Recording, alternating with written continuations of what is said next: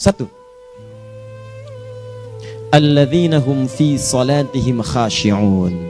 Syarat pertama, kalau ingin mendapatkan surga Firdaus tadi dan kebahagiaannya diturunkan ke bumi, dibawa sampai mati, masuk ke alam kubur lebih bahagia lagi, maka amalan pertama untuk melatih menguatkan iman itu, coba berlatih untuk menunaikan sholat dengan khusyuk. Kalau Anda kerjakan benar sholat ini, maka apa yang Anda dapatkan? Teman-teman ingat betul, saya mau tanya sebentar. Keabadian yang abadi disebut dengan sa'id. Kalau kita ingin turunkan ke dunia percikannya kita dapatkan, usahanya disebut dengan apa? Masih ingat? Aflah itu kalau didapatkan, kata dasarnya apa tadi? Falahun. Lihat baik-baik. Kata Allah dalam Al-Quran tadi, kalau ingin mendapatkan falahun, amalan pertama sholat. Makanya ketika dipanggil sholat, kalimat falah dilekatkan pada panggilan sholat. 5 kali diingatkan. Begitu muadzin kemudian azan memanggil Anda, hayya 'alas shalah. Anda bertanya, ya Allah kenapa kami mesti sholat? Dijawab, hayya 'alal falah. Yuk, pagi yuk. Yang sejati datang sini. Belum dapat sujud, belum dapat ruku, saya berikan. Makanya ketika orang sholatnya benar, dia akan mendapatkan 5 keutamaan. Saat di dunia nih, belum ke akhirat, 5 keutamaan yang tidak diberikan pada orang yang tidak sholat.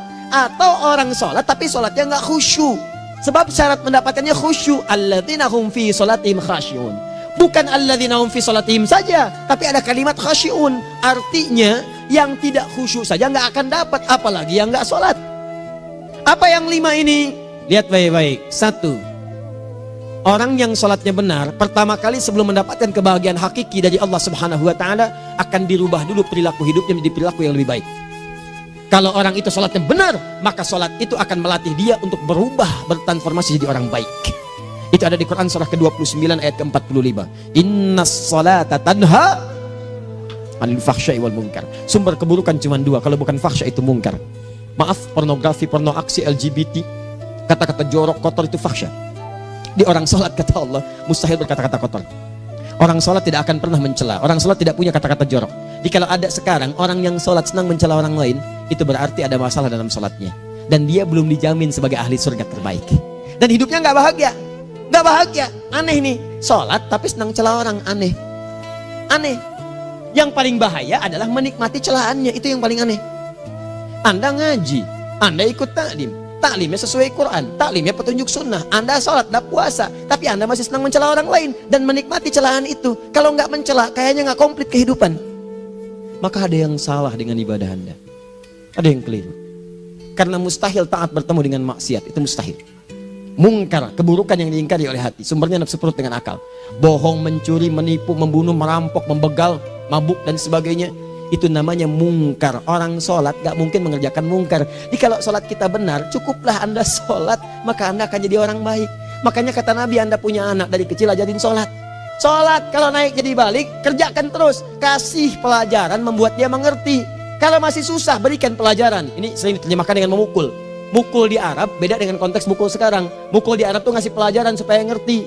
Anda bisa terjemahkan dengan konteks lain. Uang jajannya tahan, yang kesukaannya simpan dulu.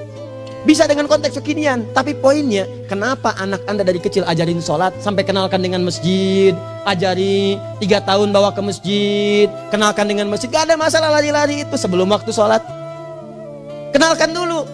Dulu orang-orang tuh begitu, sebelum waktunya dikenalkan, jalan, begitu lari, biarin dulu.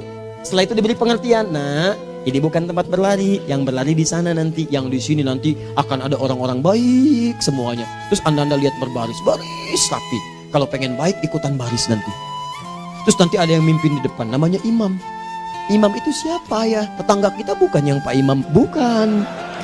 Bukan. Kalau tetangga kita namanya Imam S. Arifin. Kalau yang ini imam sholat namanya. Imam sholat itu nanti akan pimpin menyembah Allah. Allah siapa ya? Allah itulah yang memberikan ayah rizki. Allah itu yang memberikan ayah rizki sehingga bisa beli tobot buat kakak. Beli robokar poli, ini yang poli, ini yang embers, ini yang heli, ini dulu kakak semuanya tuh. Yang kasih Allah. Nanti kalau kakak bagus bisa ikut rapi di sini, Allah akan senang, akan ditambah lagi oleh Allah. Oh begitu ya, datang, begitu caranya. Ini bukannya waktu sholat belum dikenalin tadi bawanya main-main di masjid.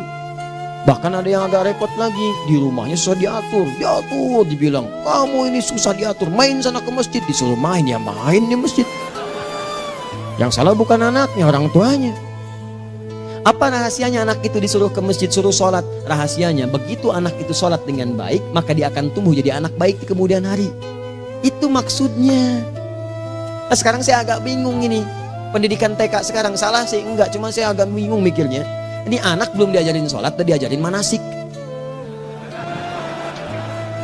Itu bagaimana cara berpikirnya Ferguson?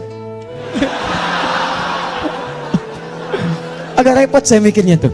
Ya, walaupun salah sih enggak, cuma saya bingung gitu. Kenapa nggak dikerjakan tahap yang pertama dulu? Tangga itu kan berurutan, nggak bisa Anda lompat langsung ke 5. Kan 1, 2 belum terlewati. Jelas ya? Ah, ini gambarannya. Sholat nih. 1 pasti baik. Ini kalau sekarang sholat, lisan belum baik, mata belum baik, sampai ke kaki, berarti ada yang salah sholatnya tuh. Ada yang nggak tepat. Tangan sembarangan, snack orang ngambil. Awas. Tuh sendal orang, mau wudhu nggak ada sendal, pakai sendal orang. Udah bilang belum? Kehujanan pakai payung orang. Udah bilang belum? Ya kan gampang Ustaz. Ini kan juga mungkin diikhlaskan karena Allah. Ya ikhlas, cuman pakainya belum minjam. Bagaimana kalau sedang pegang payung itu keluar, Anda meninggal? Nah, coba mikirin ke situ. Coba ke kantor. Kalau didorong proyek yang nggak jelas, minta tanda tangan, pikirin dulu bagaimana kalau meninggal. Kemarin saya sama teman-teman artis, saya katakan begini, Anda ya, kalau Anda mengaji dengan saya, jangan pernah menerima peran maksiat. Walaupun itu sekedar adegan, tapi itu maksiat. Kalau bayangkan ketika Anda memerankan itu, Anda diwafatkan oleh Allah Subhanahu Wa Taala. Maka demi Allah saya katakan tidak ada faedahnya Anda ngaji sekarang, ngaji besok. Ketika Anda menerima peran itu, Anda wafat dalam keadaan bermaksiat di hadapan Allah Subhanahu Wa Taala. Maka saya pun katakan pada Anda, ayo belajar yang betul, pahami, bangun sholat, belajar, dalami seperti orang tua kita dulu. Tinggalkan nyontek, budaya yang nggak jelas. Rasakan ketika nyontek Anda wafat, apa yang Anda dapatkan? Di Libya itu kalau nyontek, di Libya ya, saya pernah sekolah di Libya nih, itu kalau nyontek dibiarin aja dulu. Dan rekornya 100% ketahuan. Begitu sudah selesai, cuma jeda 2 jam, langsung ada panggilan. Si Fulan silahkan datang ke kantor. Apa yang disediakan di kantor sudah siap. Anda diberi waktu 2 jam dari sekarang, siapkan beres-beres koper Anda. Di sini tertulis Anda akan pulang. Tiketnya sudah lengkap, dikawal 2 orang. Dituliskan di situ anak ini nyontek gak boleh kembali ke sini. Libya. Gak ada, zero tolerance bagi yang seperti itu. Keluar. Kami gak terima di sini. Harusnya begitu. Gak ada faedahnya. Yang kita butuhkan amalan dari ilmu, bukan nilai-nilai itu sementara. Gak ada. Sudah. Nah ini akhirnya begini kualitasnya nih. Tertulis di ijazahnya bagus, cum laude, IPK-nya 4, tapi gak ada aplikasinya. Yang pintar banyak, kita butuh yang baik, pintar yang baik. Sekarang yang pintar banyak, kepintarannya dipakai untuk nipu orang. Itu yang bahaya. Ahli hukum banyak yang dihukum. Ahli ekonomi tidak bisa mengangkat perekonomian. Apa yang salah? Apa yang salah? Ini yang jadi persoalan. Tapi dasar manusia, begitu di sidang mulai pakai peci, pakai baju koko, pakai tasbih, dan pakai kerudung. Luar biasa. Nih, 2. Orang kalau sholatnya benar, Allah akan berikan ketenangan dalam jiwanya. Tenang hati. Jangankan musibah kecil, musibah paling besar pun tenang aja dia. Tenang, dia paham rumusnya. Allahu Akbar. Turun Quran. Surah ke-13 ayat ke-28. Ala bidzikrillahi tatmainnul. Yakinkan pada dirimu, zikir kepada Allah membuat hati tenang. Di antara turunan zikir amalannya adalah sholat. Dari mana taunya? Quran surah ke-20 ayat ke-14. Innani anallahu la ilaha illa ana fa'budni wa aqimis salata li dzikri. Saya Allah, kata Allah ke Nabi Musa. Tidak ada Tuhan selain saya, sembah saya. Bagaimana menyembahmu ya Allah? Tunaikan salat sebagai zikir kepada saya, zikir.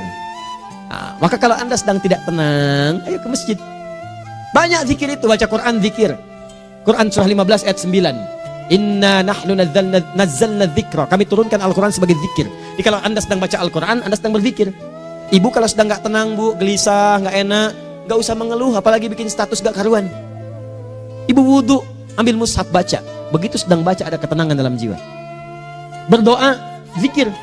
Kalau sedang gak tenang, besok ada proyek, doa dulu. Doa itu memberikan ketenangan. Makanya doa disebut dengan zikir. Quran surah ke-7 ayat 205.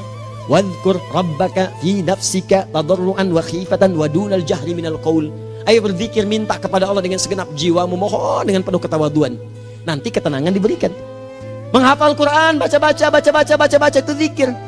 Quran surah ke-54 ayat 17, 22, 32, 40. Walaqad yassarnal Qur'ana lidzikri fahal min muddakir. Menyebut nama Allah, Al-Asmaul Husna itu zikir. Sedang ada persoalan, ya Allah, ya Allah, ya Allah, ya Rahman, ya Rahim, ya Malik, ya Qudus, ya Allah, ya Allah, ya Allah, ya Allah. Zikir. Dalilnya Quran surah kedua ayat 152. Fadhkuruni adzkurkum. Sebut namaku, zikir. Apapun akan mengingatmu. Gimana menyebutnya? Ditafsir di Quran surah 17. Ayat keberapa? 110. Qulid Allah awid Rahman ayyamma tad'u falahul asmaul husna. Sebut nama Allah. Itu menenteramkan pada jiwa. Sedangkan sholat gabungan dari semua zikir tadi. Bukankah dalam sholat Anda baca Al-Quran? Bukankah dalam sholat Anda menghafal Al-Quran? Bukankah dalam sholat Anda berdoa? Bukankah dalam sholat Anda istighfar? Anda mohon digabungkan semua itu. Amalan sholat menggabungkan semua jenis zikir. Masa Anda nggak tenang juga? Makanya sholat itu, jangankan sholat ya, tempat sholat itu yang menenangkan. Tempat sholat, tempat paling tenang di muka bumi. Kalau nggak percaya silahkan ya, Anda sebelum masuk ke Istiqomah ini, begitu Anda masuk kan perasaannya beda kan?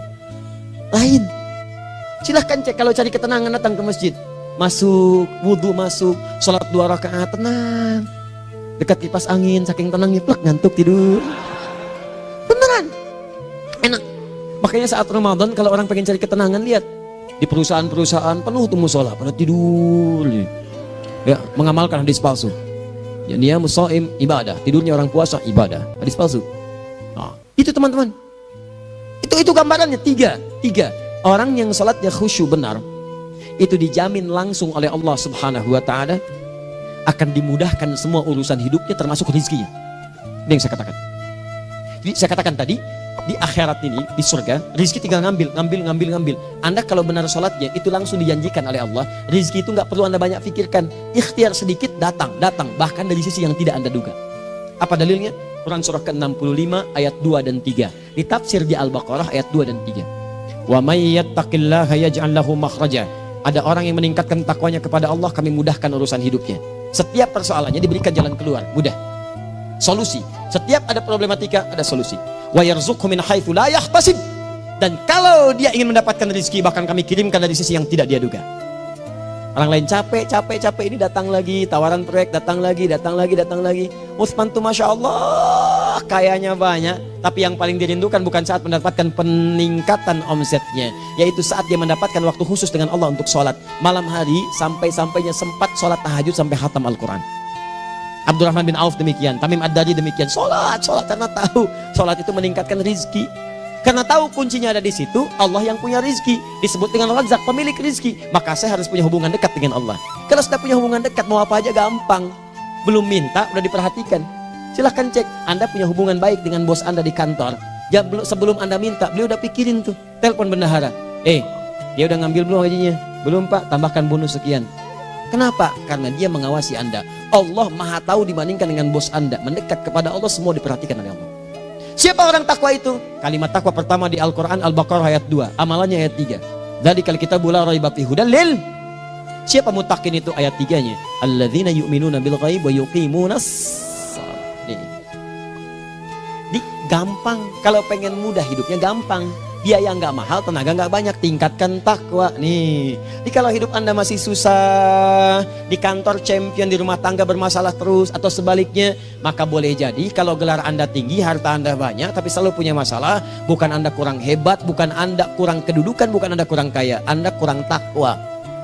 Dan yang paling dahsyat, mungkin sholat Anda belum berkualitas. 4. Orang yang sholatnya benar, khusyuk dia. Bahkan saat sholat itu kalau dia minta, maka seketika doanya akan dikabulkan. Tanpa diskusi, langsung seketika. Contoh, Quran surah ketiga ayat 38-39. Demi Allah saya katakan, Nabi Zakaria punya masalahnya pelik. Sudah berumah tangga, istrinya divonis monopos, maaf bahkan mandul. Gak mungkin punya keturunan. Maka apa yang beliau kerjakan? Secara singkat beliau sholat. Begitu sholat minta kepada Allah. Hunalika da'a Zakaria rabbah. Di mihrab itu beliau bermohon kepada Allah. Bermohonnya sambil sholat. Qala rabbi habli min ladunka dzurriyyatan thayyibah innaka sami'ud du'a. Ya Allah, mereka katakan saya nggak mungkin punya keturunan. Sekarang saya ingin katakan, ya Allah, saya hanya minta darimu saja, saya nggak akan dengarkan mereka. Ya Allah, mohon Engkau maha mendengar, ya Allah. Maha mendengar doa saya. Kalau kepada yang maha mendengar aja nggak mengabulkan, kepada siapa lagi saya mesti minta? Apa yang terjadi? Fanadatul malaikatu wa huwa qa'imun yusalli fil mihrab. turun malaikat mengabarkan, sedangkan beliau masih sholat, belum selesai dalam sholatnya. Sholat khusyuk itu belum selesai sholat aja dikabulkan, doa sudah turun. Sholatnya belum selesai, doa sudah dikabulkan. Annallaha yubashshiruka bi Yahya, Allah kasih kabar gembira, doa kamu didengar, dikabulkan, kamu akan punya anak, namanya langsung dari Allah Yahya, artinya hidup yang mustahil menurut manusia. Lahir seorang dari rahim perempuan yang menepus dan mandul, bayi yang hidup, kata Allah nggak ada yang mustahil bagiku, jadi dan jadi dia. Berita baiknya, Nabi Zakaria sholat dikabulkan. Umat Nabi Muhammad sebelum sholat sudah ditunggu oleh Allah, mau minta apa, aku kabulkan sekarang. Hadisnya qudsi, saya bacakan.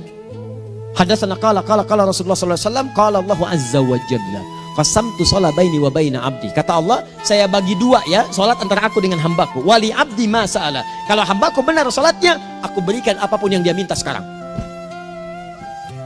Idza qala al-abdu alhamdulillahi rabbil alamin. Bagian pertama, kalau hamba benar membaca Al-Fatihahnya dari alhamdulillahi rabbil alamin, kalau Allah azza wa jalla dijawab oleh Allah, hamadani abdi, hambaku sedang memujiku. Wa idza qala ar-rahmanir rahim, jika hambaku berkata ar-rahmanir rahim, qala Allah azza wa jalla athna alayya abdi, hambaku sedang menyanjungku. Wa idza qala maliki yaumiddin, qala Allah azza wa jalla majjadani abdi, kalau hambaku mengatakan maliki yaumiddin, kata Allah hambaku sedang mengagungkanku. Perhatikan sekarang. Wa idza qala al-abdu iyyaka na'budu wa iyyaka nasta'in, jika hambaku berkata sekarang, ya Allah, kami sekarang ibadah, salat menyembahmu, dan kami sekarang sedang punya masalah, kami hanya minta tolong kepadamu ya Rabb. Apa jawabannya? Beda dengan sebelumnya. Kata Allah, hadza baini wa baina abdi, inilah perjanjian antara aku dengan hambaku. Wali abdi, kalau hambaku benar khusyuk salatnya sampai detik ini, baru sampai Al-Fatihah itu pun belum tuntas, baru sampai Al-Fatihah itu pun belum tuntas. Kalau benar bacaannya betul, salatnya dari takbir sampai dengan selesainya, sampai ayat itu, iyyaka na'budu wa iyyaka nasta'in, kata Allah, masalah apapun yang dia minta sekarang, aku akan kabulkan. Besok saya kasih rahasia yang di KBP. Ada awal pembuka di awal sebelum Al-Fatihah yang kalau Anda benar bacanya, itu pengantar kepada pengabulan doa di Al-Fatihah. Apa itu? Besok. 5. Yang kelima ini yang paling diharapkan, dan ini penutup dalam kajian kita malam ini. Teman-teman sekalian, perhatikan baik-baik. Jika Anda benar mengerjakannya, maka Allah akan jamin langsung Anda akan mendapatkan kesuksesan dan kebahagiaan di semua aktivitas Anda. Kalau jadi suami, suami yang sukses, rumah tangga yang bahagia. Kalau jadi pegawai, pegawai yang sukses, dan di kantor bahagia. Masih ingat? Kesuksesan yang menghadirkan kebahagiaan, konteksnya dunia disebut dengan falah, dipegang disebut dengan aflah. Dikembalikan lagi ke atas, ke surah ke-23 ayat 1 dan 2. Qad aflahal mu'minun. Apa amalannya? Alladzina hum fi salatihim khashi'un. Persoalannya, kalau Anda salat belum mendapatkan satu di antara 5 ini, apa masalahnya? Pertama masalahnya, kata Al-Quran, boleh jadi yang salat itu belum khusyuk. Apa itu khusyuk? 2 maknanya, dan saya tutup di sini. Apa yang 2 itu? 1, kebanyakan orang salat masih membawa dunia dalam salatnya. Makanya kalau pengen khusyuk, kata Allah, maka Anda rasakan akan bertemu Allah. Rumusnya Quran surah kedua ayat 45 sampai 46. Rasakan secara singkat, mungkin itu sholat terakhir yang Anda akan kerjakan dalam kehidupan. Mungkin di sholat itu Anda wafat. Kata Allah, alladzina yadhunnuna annahum mulaqu rabbihim. Orang khusyuk itu sudah kelihatan dari sebelum sholat, dia sudah merasa persiapan menghadap Allah. Persiapan ke manusia aja, dia sudah siap-siap, mandi dulu, ganti pakaian, pakai parfum, macam-macam dan sebagainya, hanya memenuhi undangan manusia. Allah mengundang Anda 5 kali dalam sehari. Ya maaf, mengabulkan doa Anda, mencukupkan kebutuhan, menyembuhkan kalau sakit, disiapkan Anda. Harusnya apa? Penampilan sempurna. Kata Quran, orang khusyuk itu kelihatan sebelum sholat, pakaiannya kelihatan. Quran surah 7 ayat 31, ya bani Adam khudhu zinatakum inda kulli masjid. Hai anak cucu Adam, kalau tiba panggilan dari masjid, kenakan pakaian terbaikmu. Di anak cucu Adam tuh kelihatan. Kalau orang khusyuk, begitu adzan kelihatan pakaiannya lain. Pakaiannya indah. Khudhu zinatakum, kenakan pakaian terbaikmu. Dipakai, bertemu Allah. Bertemu manusia aja pakaian bagus-bagus. Ini aneh ya, ada orang salah ibadah aja. Orang salah ibadah pakaiannya bagus-bagus. Lihat di hari-hari tertentu, besok tuh orang mau ke tempat masing-masing tuh. Ada yang pakai jas, pakai dasi, pakai batik, pakai kebaya. Anaknya dibawa, dikuncir 2, bawa manisan macam-macam. Mau salah ibadah aja, tampilan bagus. Masa antum yang benar ibadahnya nggak bagus? Bedakan. Pakaian futsal, pakaian sholat ganti dengan yang sholat. Ini gimana pakaian sholat pakai pakaian futsal? Depannya gambar Messi, belakang Ronaldo. Repot. Malaikatnya juga bilang, kamu salah baju, harusnya Luka Modric.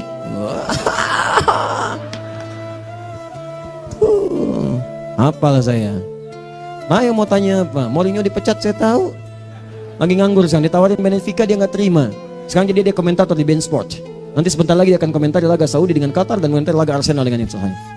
Digantikan oleh Solskjaer. Dia super sub dulu. Ya, super sub. Ya, the baby assassin, ya pembunuh yang berwajah baby face. Masuknya di akhir-akhir. Gol. Sekarang melatih dia 5 kali kemenangan, belum kalah sama sekali. Saya hafal itu. Tapi masih di urutan ke-6. Tapi jaraknya ke yang ke-4 itu tinggal 3 poin lagi.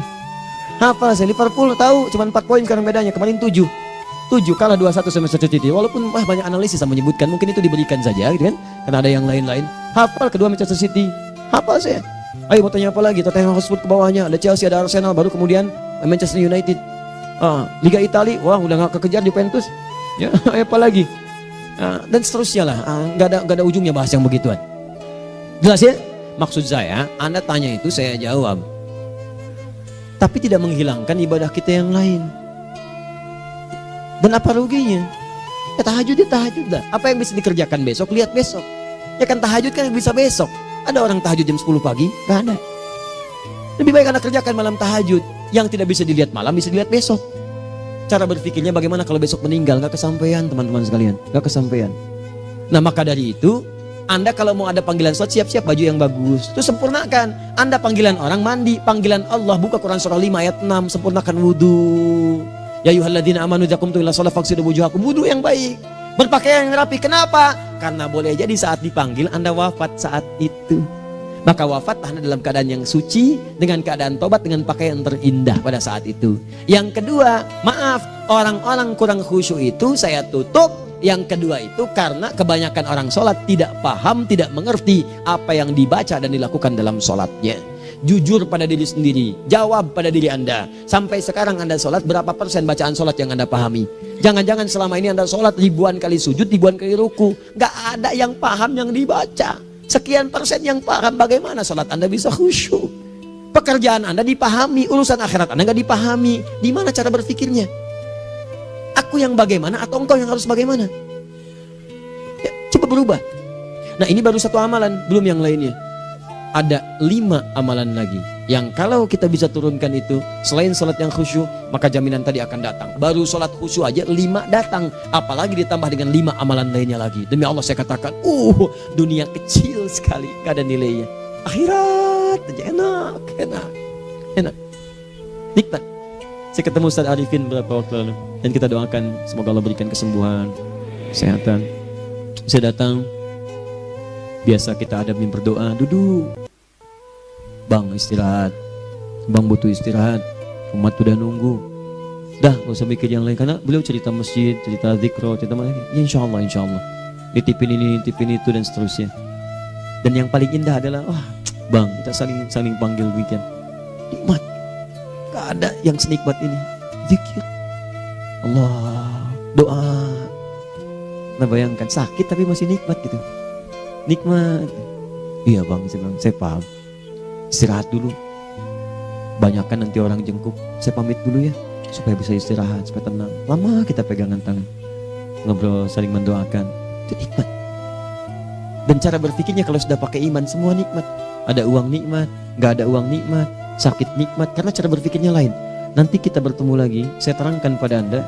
Dan saya contohkan satu kisah. Bahkan ketika ada orang yang diuji Allah dengan ujian yang sangat luar biasa, yang menurut sementara orang itu ujian sangat luar biasa menggetarkan jiwanya dan susah untuk bertahan, tapi orang ini nikmat saja menjalaninya. Nikmat.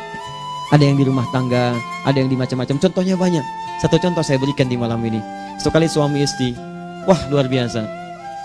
Istrinya itu cerewetnya Pak, bukan cuma cerewet, ngeselin bagi suaminya. Maaf Bu ya, bukan ibu maksudnya. Jadi semua yang dikerjakan suami salah. Pengen mangga, ayah kalau kita sekarang dibeli mangga. Kenapa mangga yang ini? Saya pengennya mangga yang lain.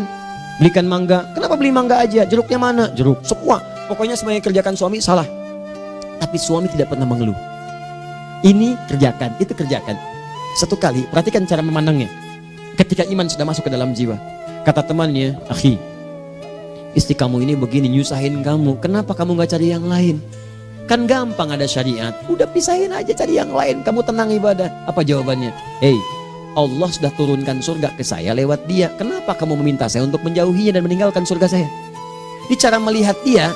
Bukankah ketika ada berbagai keluhan saya sabar? Bukankah sabar mendekatkan saya ke surga? Allah kirimkan tipikal istri seperti ini supaya mendekatkan saya ke surga. Dengan itu kan saya banyak pahala. Saya sabar, pahala banyak. Sudah Allah berikan pahala kepada saya. Kamu malah nyuruh saya untuk berpisah dengan pahala itu. Perhatikan cara berpikirnya. Indah. Kalau rumah tangga seperti ini semuanya enak gitu. Suaminya biasa-biasa, istrinya cantik, luar biasa. Begitu berdandan kelihatan kata suaminya, Masya Allah, wajahnya tak berpaling, mata tak berkedip. Kata istrinya, ya zauji madhabik, sayang kamu kenapa? Wallahi syakiran lillah bihadari. Demi Allah, aku bersyukur mendapatkan istri secantik kamu. Kata istrinya, nahnu fil jannah zauji, kita berdua di surga. Kata suaminya, kok bisa begitu jawabanmu? Iya, kamu bersyukur dengan keadaanku, aku bersabar dengan keadaanmu. Catat. Bukankah orang syukur dan sabar di surga? Tuh lihat, canda-canda orang-orang soleh itu begitu. Nikmat ketawa walaupun nyelekit di hati. Cuman bawaannya enak gitu. Nah, nanti itu ada tuh, nanti saya turunin tuh. Yang di rumah tangga, yang ini, yang itu nanti. Kapan? Pertemuan berikutnya. Jadi kita cukupkan dulu di malam ini apa yang kita pelajari supaya nanti nggak terlampau banyak kita dapat materi, cuma sayang sedikit mengamalkan. Saya sudah tuangkan di sini, banyak saya tuliskan termasuk di keluarga, di macam-macam. Ini saya tulis tapi silahkan Anda baca, kalau ada manfaat silahkan dapatkan, kalau ada yang kurang silahkan sampaikan untuk dikoreksi. Semoga Allah muliakan kita semua insya Allah. Sekali lagi, perbaiki hidup, jangan banyak mainnya, dan sudah. Jangan banyak membuang dengan yang sia-sia apapun yang dihadapi. Sekali lagi, tolong jaga kondusivitas, bantu negara kita, ketertiban, keamanan. Kalau saya menyampaikan sesuatu ada singgungan dengan yang kekinian, itu maksudnya koreksi masukan-masukan supaya diperbaiki. Tapi tetap dalam urusan pemilihan kita punya pilihan masing-masing yang tidak boleh dipaksakan. Jelas ya? Baik. Jadi, ya saya sampaikan sekali lagi. Pertama, pilih mana? Anda dipaksa harus ikut, atau yang kedua kita bebas memilih sesuai. Dah. Sudah ya. Jadi kita akhiri, subhanakallahumma bihamdika asyhadu an la ilaha illa anta astaghfiruka wa atubu ilaik. Wa akhiru da'wan alhamdulillahirabbil alamin. Berjumpa besok sesi terakhir fikih ikhtilaf di Masjid Ar-Rahman Kota Baru Parahyangan. Assalamualaikum warahmatullahi wabarakatuh.